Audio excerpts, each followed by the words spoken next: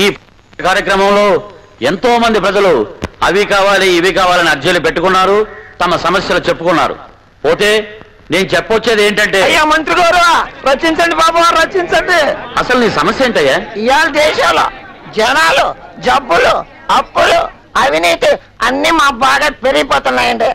కానీ మా cool rate మాత్రం పెరగడం లేదు బాబు. నిజాలు మాట్లాడితే ఎలా? అయ్యా, ఒక క్వార్టర్ అయితే 2 క్వార్టర్లు ఉచితం అనే పథకం పెట్టండి. వచ్చే ఎలక్షన్ లో మా తాగబోతుల ఓట్లన్నీ మీకే. ఇతను హాస్పిటల్ తీసుకెళ్ళాలని చూడండి. అయ్యా, మా సమస్య అది. ఈ చుట్టుపక్కల గ్రామాల్లో ఆసుపత్రి లేదండి. అందుబాటులో వైద్యం లేక అవస్థలు పడుతున్నామండి. కావాలంటే శ్రమదానం చేస్తాం. అలాగే అలాగే అలాగే అన్నాను కదయ్యా. మీ అందరికీ అందుబాటులో ఉన్న స్థలాన్ని చూపెడితే ఆసుపత్రి కట్టించుకోవడానికి ప్రభుత్వం సిద్ధంగా ఉంది. పిల్లలంతా బాగున్నారా? మీ దయ వల్ల బాగున్నారా? నమస్కారం అయ్యా. నమస్కారం అయ్యా. నమస్కారం బాబు.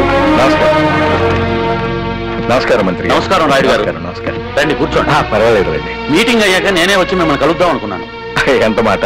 కానీ సమస్యలు చెప్పుకోవటానికి ఇటువంటి వేదికే సరైన ప్రదేశం కదా అల్లుడు గారు. చూడండి,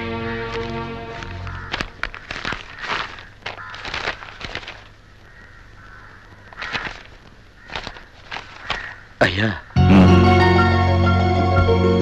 ప్రజలారా, మీ అందరికీ ఓ శుభవార్త. ఆసుపత్రి కోసం స్థలం అని ఇప్పుడే అనుకున్నావా?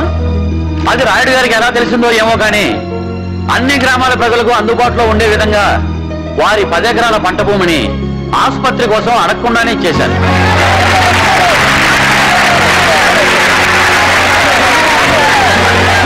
రాయుడు గారి గొప్ప మనసు వర్ణించడానికి మాటలు చాలవు.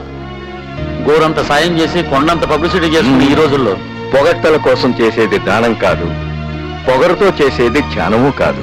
Thank you sir.